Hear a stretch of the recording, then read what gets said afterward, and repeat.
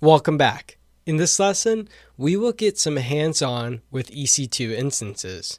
We will create two EC2 instances, one with a Windows AMI and the other with a Linux AMI. In this video, we will simply launch our instances, create a key pair so we can connect to our instances, and create a security group. Let's get started. Let's start by going to the Ec2 console. The very first thing I want to remind you is that most services in AWS are region-based.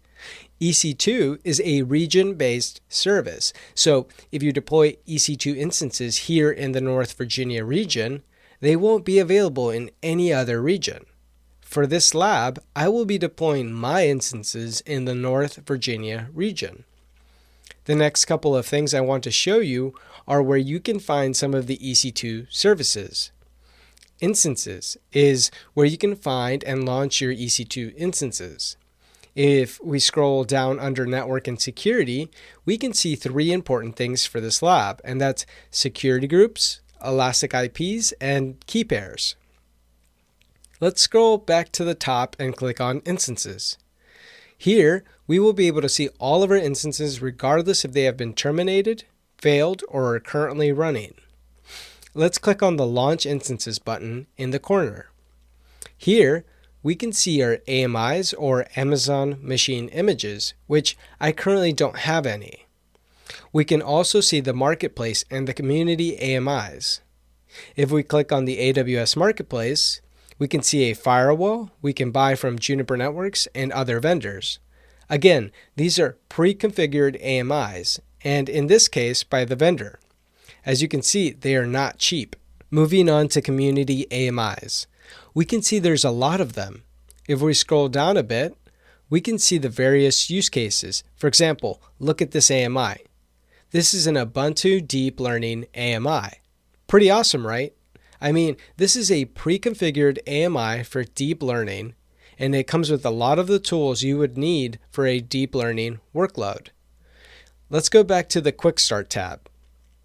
We can filter these AMIs by free tier only. I'll choose the first AMI, which is the Amazon Linux 2 AMI, and I'll click on Select. For our instance type, we can select the T2 micro instance as it is free tier eligible. It has one virtual CPU, 1 gig of RAM, and EBS volume, which is enough for this lab. If we scroll down, we can see the other instance types that are available. Let's click on Next.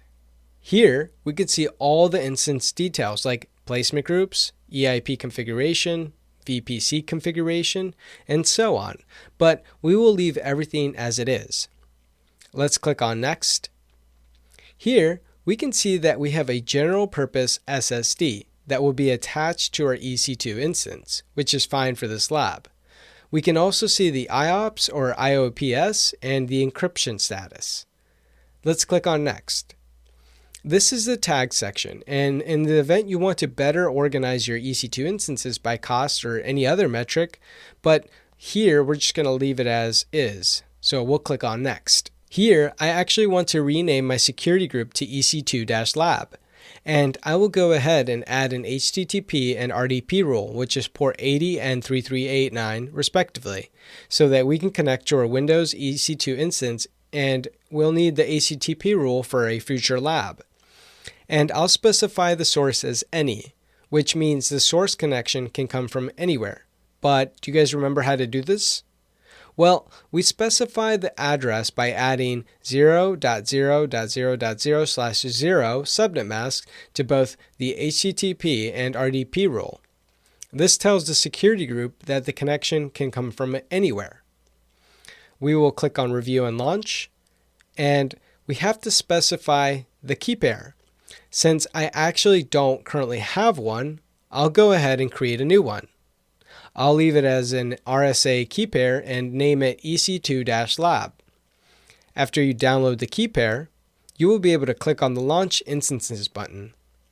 Now, keep this key pair handy because we will need it for the next video when we decide to connect to our EC2 instances.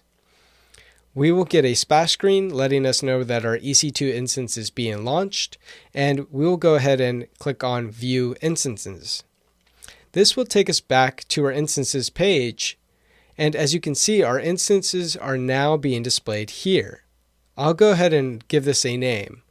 I'll call mine instance ec2-lab-linux. Now, if you guys remember from the previous video, if you wanted to go back and add or remove rules so that we can connect to our instances, under Network and Security, we can click on Security Groups, select our security group, and then click on Inbound Rules. Then we can click on Edit Inbound Rules, and this will take us to a new screen where we can click on Add Rule.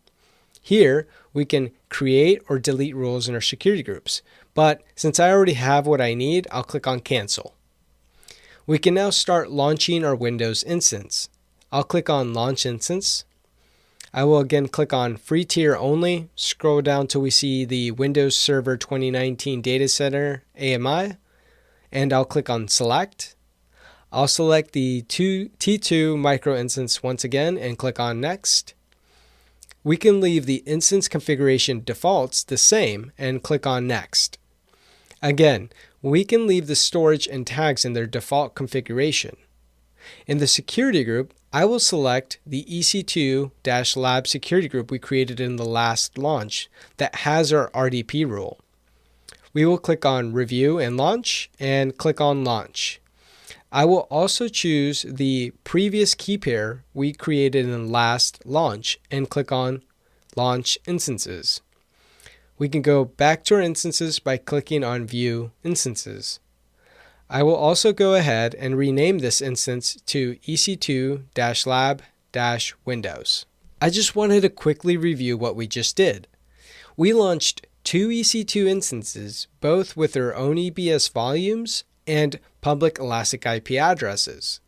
We created a security group with rules that will allow us to connect to these two EC2 instances.